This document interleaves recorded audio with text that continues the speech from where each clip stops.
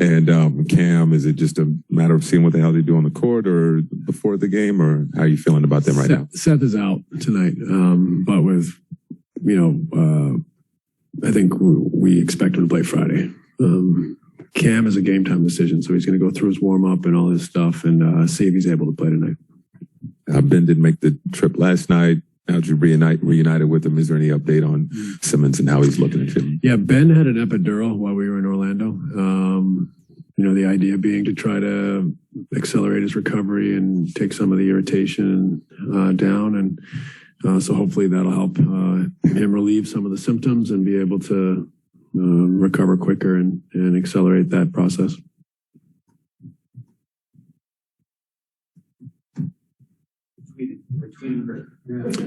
Oh, this is how it goes now. This is your first time seeing Dallas with Spencer since Spencer joined. What has he added to them from your perspective? He's just a really good all-around player. He can play in transition and pick and roll. He can make shots, and he's an athletic player who can defend. So I think he adds a lot to their team. The IQ piece, size and athleticism on the wing and in the guard spot. So, great addition for them.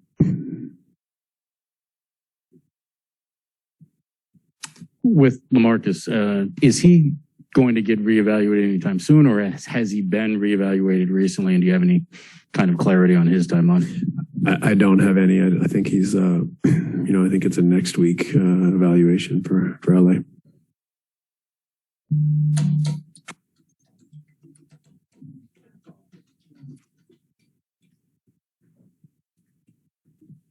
Hate to destroy the rhythm of that, Steve, but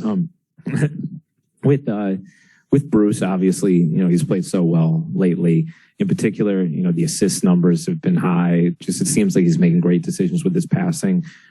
How would you kind of describe his ability to distribute or what that's done for you guys offensively during this stretch?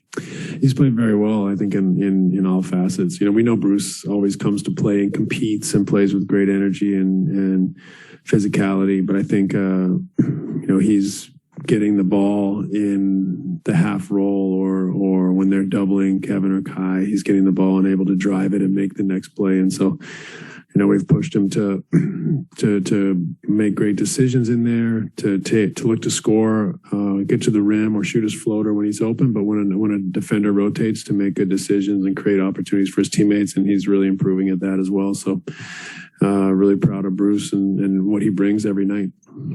Steve, what kind of report do you get back from the training staff as far as a timeline now for Ben? How does it work?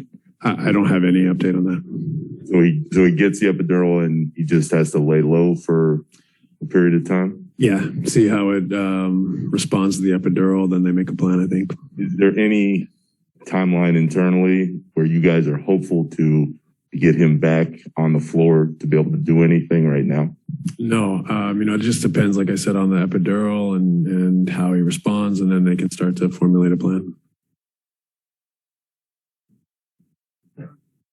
You guys expect Kyrie tonight?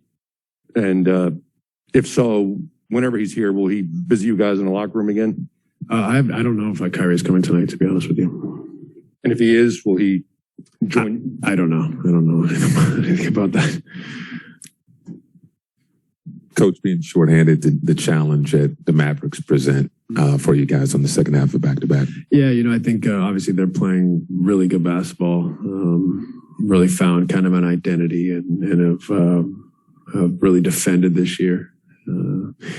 So they'll definitely challenge us. They're playing at an extremely high level. I think with 4 games in 6 nights and having Seth and Kyrie and we'll see about Cam out of the lineup. We're stretched a little bit as far as trying to not overburden everyone minutes in a 4 and 6 nights. So that's obviously we don't want to look at the week as a whole when we're playing tonight. But those are the concerns a little bit, that we want to make sure we get through this game with enough ammunition to compete and try to win the game, and also not overburden our guys. A 3rd game in 4 nights, 4 and 6. And I'm sure I've asked you this before, but the 150 last night, most of that's scored in regulation. The most, though, is 157 in the Nets-Suns matchup in your clash with Jason Kidd, just your memories from that matchup.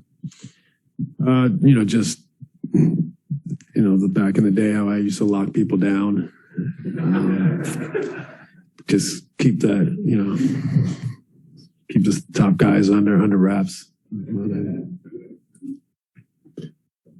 With Ben, is it fair to depict the epidural as kind of a fact-finding mission to see where the problem is, and would you have to wait? Is it fair to also say you have to wait to see how he responds to the epidural before you could rule out the possibility of him needing a procedure?